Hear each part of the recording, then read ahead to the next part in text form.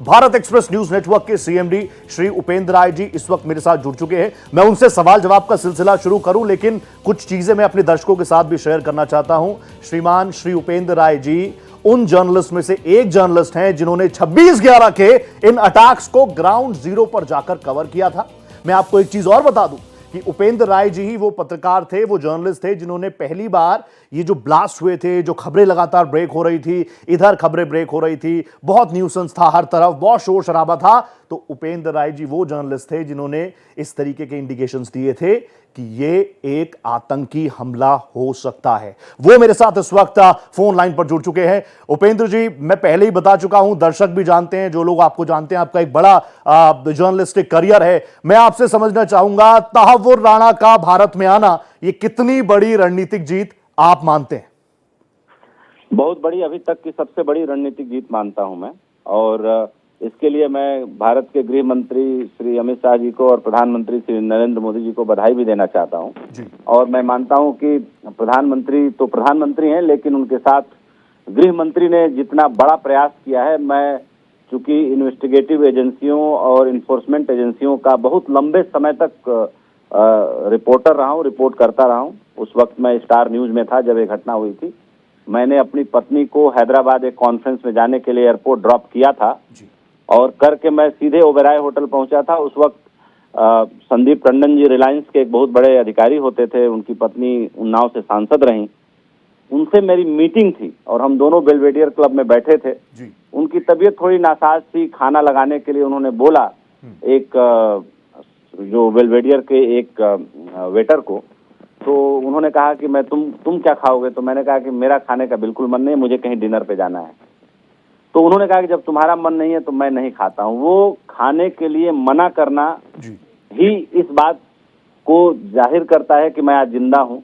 अगर खाने के टेबल पे हम दोनों बैठ गए होते तो बेलवेडियर क्लब शमशान में बदल गया था करीब आधे घंटे बाद। वहां से हम उठे और उठने के बाद हम बाबुलनाथ मंदिर तक पहुंचे थे।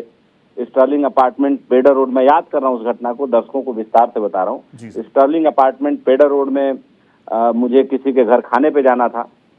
तो वहां पे हमारे सहयोगी तब स्टार न्यूज में उमेश कुमावत होते थे, जो क्राइम देखते थे, मैं इन्फोर्समेंट एजेंसी देखता था। उनका फोन आया कि उपेंद्र, तुम जाते आते रहते हो यहाँ पे, कोई ऐसा हुआ है कुछ, तुम्हें आइडिया है क्या? हमने बोला कि नहीं, मुझे आइडिया तो नहीं है।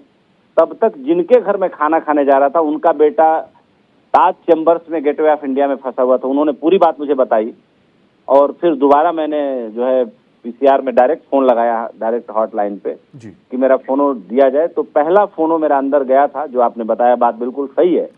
उसका टेप भी मेरे पास है, वीडियो भी मेरे पास है। तब मैंने बोला था कि ये गैंगवार है कि आतंकी हमला कह नहीं सकते, लेकिन जो एक तरफा फायरिंग हो रही है, जो वहाँ पे प्रत्यक्षदर्शी बता रहे हैं, उससे लग रहा है कि आतंकी हमला है। ये मेरा पहला फोनो था स्टार न्यूज पे। और उस दिन 26 नवंबर 2008 से लेकर के 3 दिन तक मैं लगातार वहीं, कभी ओबेराय, कभी गेटवे ऑफ इंडिया, ताज, कभी लिपोर्ट कैफे, इन्हीं सब जगहों पर जीवन बीता सड़क पे। और वो दिन याद करते हैं तो लगता है कि बहुत अजीब माहौल था, अजीब सी सनसनी थी, भीड़ बहुत ज्यादा थी, लेकिन उस भीड़ में भी एक अजीब तरह का डर और टेरर अटैक के कारण अजीब सी सनसनी थी। सारी घटनाएं लोग जानते हैं और मैं उसका प्रत्यक्षदर्शी रहा हूं। यहां तक कह सकता हूं कि अगर मैंने खाने के लिए मना नहीं किया होता तो शायद संदीप टंडन जी और हम दोनों मारे गए होते। ऑब्वियसली सर, क्योंकि हम तो आप लोगों को लगातार फॉलो कर रहे थे, हम तो बहुत छोटे हुआ करते थे। आप, मुझे याद है, आप वहां पर खड़े होकर घंटों और 3-4 दिन तक लगातार आपने वहां से तमाम अपडेट्स देश तक पहुंचाए। आपने भी अपनी जान को काफी रिस्क पर रखा और सब लोग जानते हैं, जो लोग आपको जानते हैं उनको बताने की जरूरत नहीं। लेकिन सर, मैं आपसे भी समझना चाहूंगा, क्योंकि इस पूरे केस को आपने लगातार फॉलो किया, लंबे वक्त तक ग्राउंड रिपोर्टिंग करी, एजेंसीज, जैसा आपने खुद बताया, आप इंटेलिजेंस एजेंसीज के साथ लगातार आप उनकी रिपोर्टिंग किया करते थे। उस पूरे दौर को आप याद कर रहे हैं और आज तहव्वुर राणा का भारत आना, मैं आपसे यह भी समझना चाहूंगा, क्या इससे यह भी पता चलता है कि भारत और अमेरिका के बीच रिश्ते अब इतने प्रगाढ़ हैं और एजेंसीज का इसमें रोल कितना महत्वपूर्ण आप मानते हैं? क्योंकि बार बार हम पढ़ते थे कि डॉजियर्स पर डॉजियर्स जा रहे हैं, डॉक्यूमेंट्स पर डॉक्यूमेंट्स जा रहे हैं, तो ऑब्वियसली हमारी एजेंसीज ने भी इस पर काफी पसीना बहाया है। नहीं, बिल्कुल बहाया है। और मैं इसीलिए पहला जो ओपनिंग लाइन मैंने दी, मैं गृह मंत्री की तारीफ करना चाहूंगा कि गृह मंत्री जी के काम करने का तरीका बिल्कुल अलग है। जिस तरीके के जितने खालिस्तानी लोग बाहर काम कर रहे थे देश के खिलाफ, जिस तरीके से पाकिस्तान में तमाम आतंकवादी बैठ के भारत के खिलाफ साजिश कर रहे थे, वो सब गृह मंत्री की स्ट्रेटजी और रणनीति के कारण डरे हुए हैं कि पता नहीं कहां से गोली आए और कहां से गोली चली जाए। तो इसमें गृह मंत्री की रणनीति है, उन्होंने व्यक्तिगत इंटरेस्ट लेके पूरे मामले को सुपरवाइज किया है। जिनको नहीं पता होगा मैं बता रहा हूं, और एजेंसियों ने इसमें बहुत कड़ी मेहनत की है और बहुत पक्के सबूत दिए हैं। और ये सबूत जाहिर सी बात है, जब 26/11 हुआ था तो अमेरिका ने भी भारत को उस वक्त सबूत दिया था। सबसे पहले अमेरिकी एजेंसियों ने बताया था कि जो सैटेलाइट फोन से लगातार कम्युनिकेशन हो रहा है, आ रहा है, जा रहा है, वो कहां से आ रहा है, जा रहा है। तो इसमें एक बहुत सोची समझी रणनीति के तहत, डिप्लोमेटिक चैनल के तहत, प्लस एजेंसियों ने लगातार, एनआईए के जो अफसरों ने अमेरिका में कितनी यात्राएं की हैं, कितने दिन गुजारे हैं, इसको मतलब बताना बड़ा मुश्किल है।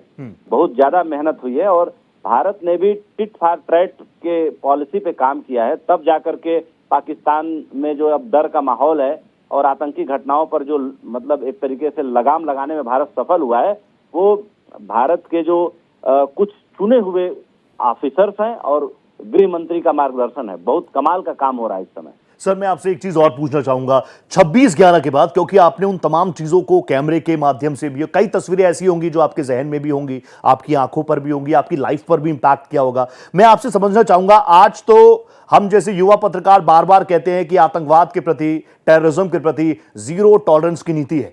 26/11 के बाद यह बदलाव कितना स्ट्रांगली आपने महसूस किया? बहुत गहरा बदलाव महसूस किया मैंने।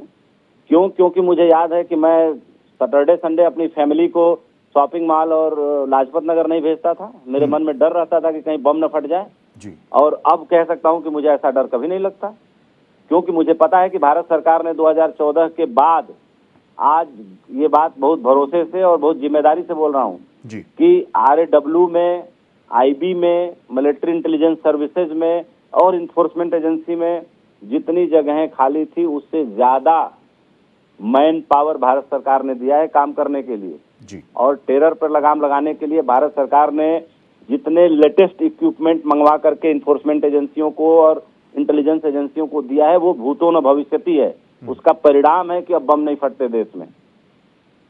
उपेंद्र सर, क्योंकि मैं आज एक एंकर के तौर पर सवाल नहीं, एक पत्रकार के तौर पर सवाल नहीं, क्योंकि आपका जो अपना एक्सपीरियंस है मैं उसको सुनना चाह रहा हूं। और यकीन मानिए गूज बम्स हो रहे हैं जो आप बता रहे हैं कि आप वहीं पर खड़े थे, किस तरीके से आप होटल ओबराय में ही मौजूद थे, वहां से कैसे आप आधे घंटे पहले ही निकले। मैं तो बस आपका एक्सपीरियंस सुनना और समझना चाह रहा हूं आज। सर, आपके जहन में अभी कोई ऐसी चीज वापस से आ रही है, क्योंकि आप तो बैक टू बैक घंटे वहीं पर खड़े रहे, एक तरफ फायरिंग हो रही थी, दूसरी तरफ हम देख रहे थे हेलीकॉप्टर्स घूम रहे थे, NSG के कमांडोज उतर रहे थे। कुछ ऐसी बातें जो आप दर्शकों के साथ शेयर करना चाह रहे हो? नहीं, NSG के कमांडो जल्दी आ गए होते, उनको भेजने में सरकार ने बहुत देर लगाई और उनको जो है जो प्लेन दिया गया वो भी बहुत धीमी गति से चलने वाला प्लेन था। उस वक्त सरकार ने वो मुस्तैदी नहीं दिखाई, मजबूरी थी, दिखाना ही था, देश पर आतंकी हमला था। लेकिन जिस तरीके से, जिस मुस्तैदी से कुछ घंटों के अंदर NSG कमांडो आ जाने चाहिए थे, वो NSG कमांडो जो है करीब 48 घंटे बाद पहुंचे थे बम्बई। और अब की सरकार होती तो जेट स्पीड से आए होते। अगर ऐसा कुछ होता तो भगवान न करे ऐसा कुछ हो, लेकिन काम करने के तरीके में इस सरकार में उस सरकार में बहुत अंतर है। इसको मैं खुले मन से कह रहा हूं, खुले मन से कह रहा हूं। मैं एक चीज और आपसे आखिरी में सवाल पूछना चाहूंगा, क्योंकि मैं जानता हूं आप भी काफी व्यस्त हैं।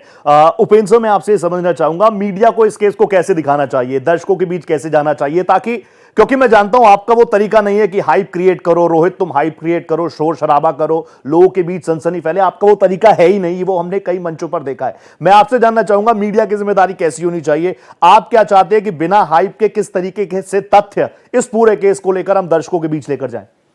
देखिए, मैं हमेशा से हाइप क्रिएट करने का विरोधी रहा हूं और पूरे जीवन रहूंगा। मेरा ये कहना है कि जो न्यूज दिखाने वाला मीडिया कर्मी है, उसका धर्म होना चाहिए कि सच दिखाए और लोगों को इनलाइट करे, उसको लोगों को मतलब अप्रिशिएट करे कि वो अच्छी चीजों को जाने, सही बात को जाने, गुमराह न हो। पहली बात है कि मीडिया को भारत सरकार या किसी भी देश की सरकार क्यों तरजीह देती है? वो इसलिए देती है कि वो लोगों को सही बात बताए, सही तथ्यों से अवगत कराए। तो मेरा ये मानना है कि जो तहव्वुर हुसैन को भारत लाया गया है, इस पे हमारा रोल एक देशभक्त मीडिया का होना चाहिए। जी। हम अल्टीमेटली सब भारत देश के वासी हैं, True. इसी देश पर हम गर्व करते हैं।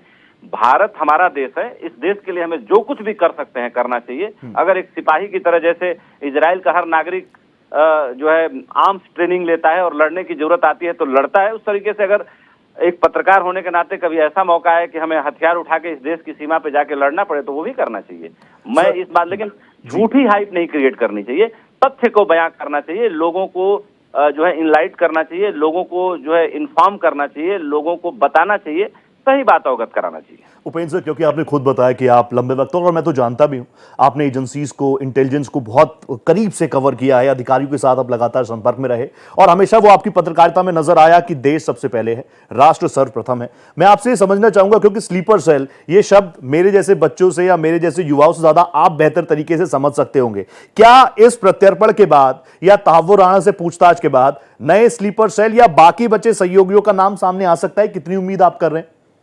देखिए, समय बहुत बीत चुका है और जो स्लीपर सेल या जो इस तरह की आतंकी घटनाएं करने वाले आदमी होते हैं, वो घटना को अंजाम तभी दे पाते हैं जब हमारी एजेंसियों से 2 कदम आगे होते हैं जी। लेकिन अभी जो पिछले 10 साल में धीरे धीरे हमने देखा है कि जम्मू कश्मीर में भी जिस तरीके से आतंकवाद का खात्मा हुआ है, पूरे देशों से आतंकवाद का खात्मा हुआ है, तो ले दे करके अब जो स्लीपर सेल है या उसकी सूचना है, उसका कोई बहुत महत्वपूर्ण महत्व तो नहीं रह जाता। लेकिन तहव्वुर हुसैन ये तो जरूर बताएगा कि पूरी साजिश क्या थी।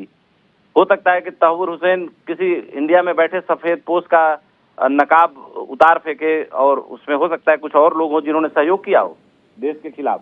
तो ऐसे तमाम जो सूचनाएं हैं वो हुसैन से बाहर निकल के आ सकती हैं और तहव्वुर हुसैन पूरी प्लानिंग का खुलासा कर सकता है। कैसे वो पाकिस्तानी आर्मी में डॉक्टर था, कैसे वो अचानक कनाडा जाता है, कैसे वो वहाँ की नागरिकता लेता है, कैसे फिर CIA के लिए काम शुरू करता है, कैसे डेविड कोलमैन हेडली को वो रिक्रूट करता है, कैसे एक अंग्रेज को सीन में लाया जाता है कि अंग्रेजों पर भारत में भी शक नहीं किया जाएगा, कैसे वो तमाम चीजें करता है। ये सब कहानियां तो लोगों को पता है, लेकिन इसके पीछे की पूरी कहानी क्या है वो तो अब तहव्वुर हुसैन को बताना ही पड़ेगा। और जाहिर सी बात है कि तहव्वुर हुसैन ने एड़ी चोटी जोर लगाया कि उसका प्रत्यर्पण और एक्स्ट्राडिशन न हो, इसके लिए अमेरिकी सुप्रीम कोर्ट तक का दरवाजा खटखटाया। ये एक सफल प्रत्यर्पण है जिसके लिए भारत सरकार को, भारत के गृह मंत्री को मैं दिल से बधाई देना चाहूंगा, एक मीडिया कर्मी होने के नाते, एक चैनल का ओनर होने के नाते। धन्यवाद। Thank you so much sir, आप जुड़े मेरे साथ, थैंक यू सो मच।